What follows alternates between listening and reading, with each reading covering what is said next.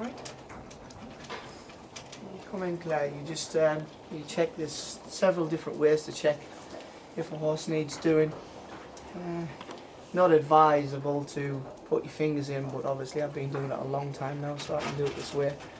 But the best way is just put a decent amount of pressure on the jaw and give him a grinding surface, which his locks, I don't know if you can hear that, here close.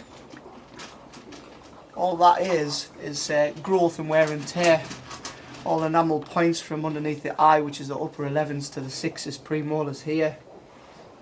Because of he hasn't been done for 6 months, he's grown and there's a lot of wear and tear with all the hard feed he's been eating. So we've checked him now.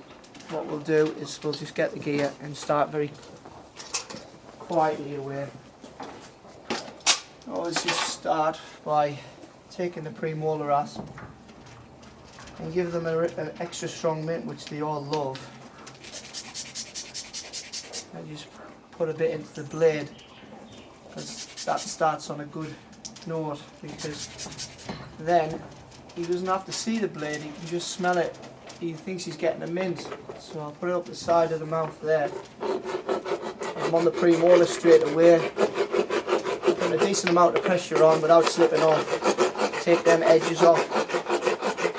I'm quite confident with him. This horse called Lakeman. Because your horses, Claire, Brian, they're always quiet because they don't know badness and they get done regular and they know this is beneficial to them in more ways than one. So they'll always stand like this. Just 99% of your horses do, and only the new ones that don't. What we do is go from one side to another and we'll balance it all the time. In order for you to balance a horse's mouth correctly, you've got to use both hands. There's no way in the world you could use, if you were right-handed, balance a horse's mouth correctly. It just won't happen. So I'm just tickling away at them premolars, and as you can see on that blade, it's full of pure tooth, and that's what you want to see every time. Now he's quiet and he's relaxed. We can go ahead with the gag spectrum. A gag, I like to call it. They say one size fits all, but I've got 3 different types for ponies: Shetland ponies, and big Clydesdale hunter type horses, which has obviously got a bigger head. And you put it on really nice and neat, not too tight. Keep the horse relaxed and open it on 2 clicks. You've always got to remember, a horse doesn't naturally have his mouth open 24/7. So when you're working with this gag, it's allowing you to get right to the back and the teeth go right up to here. This horse has got 40 teeth that needs to be addressed. So we start on the near side, which he prefers. And we're taking all the enamel points off, all the edges, every sharp bit in his mouth.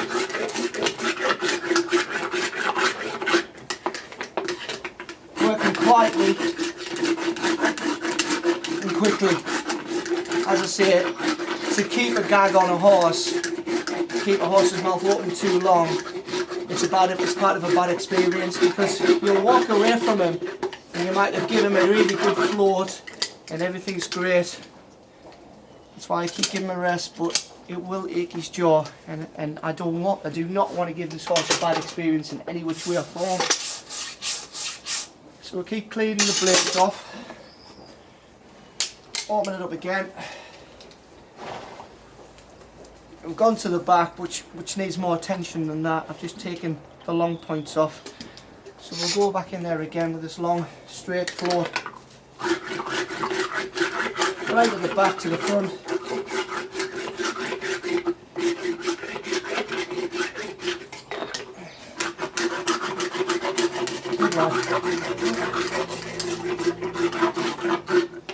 And also just go up to the uppers.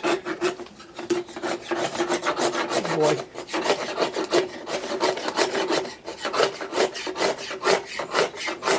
I've got the blades on the pull.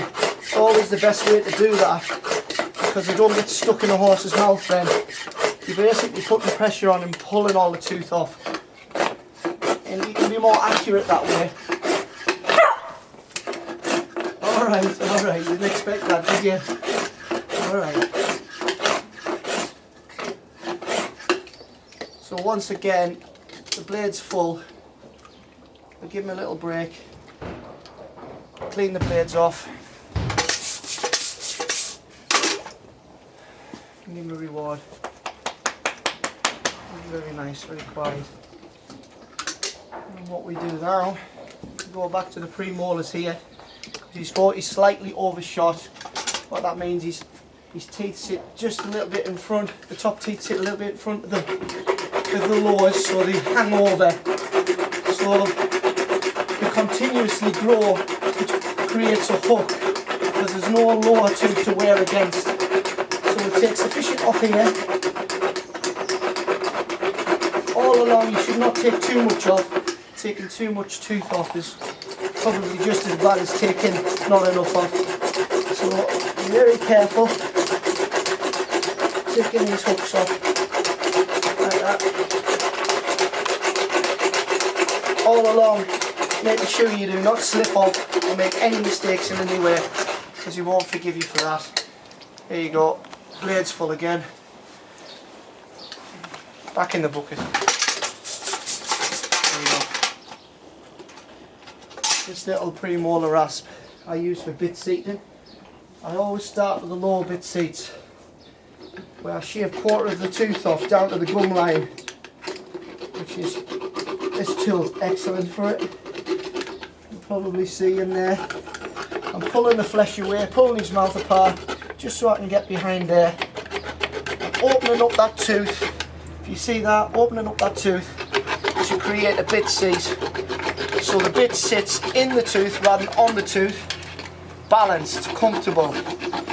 You got more response out of a horse if you put a bit seat in the knot, and he's a lot more comfortable and easier going. A lot more room there. There's enough in his mouth without putting a bit in. If there's too much teeth, there's a tongue, there's flesh. You need to make room for all of that, and that is what I've done. I've created room, and he's happy with that as well. So I'm just checking from front to back and making sure the balance 50-50, and his balance is pretty much as perfect as you can get him. Knowing that I've done them before, so it's a lot easier following my own work.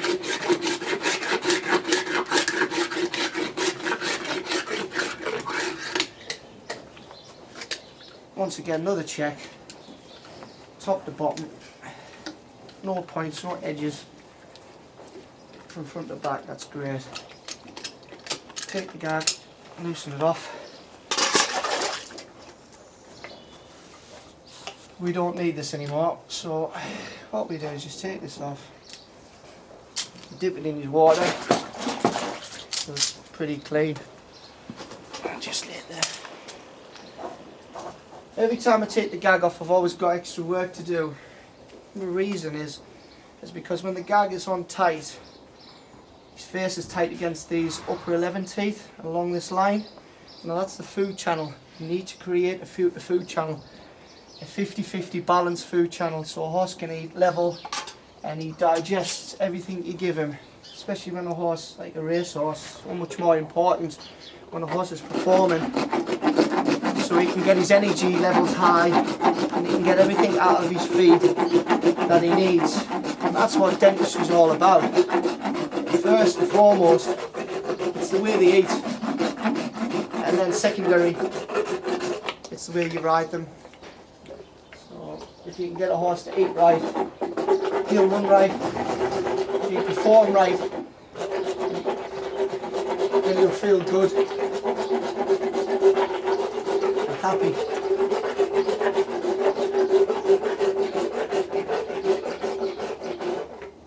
And same again along them lines, just took all the extra edges off.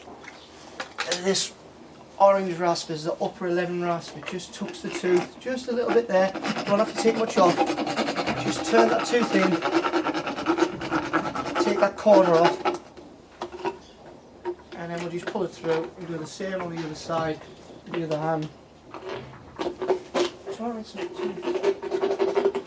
Good boy, good boy. Tiniest little bit.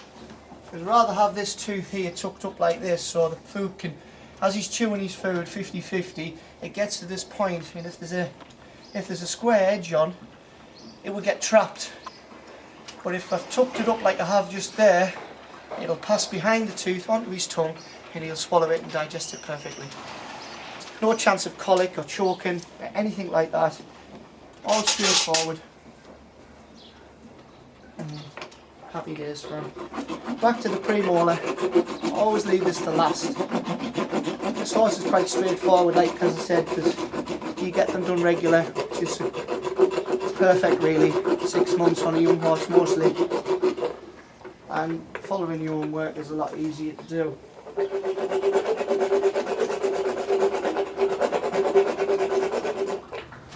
Just taking the little edges off there again, and I'll take this bit seat premolar rasp, I'll get right underneath and start creating the upper bit seats. I've already done the lowers,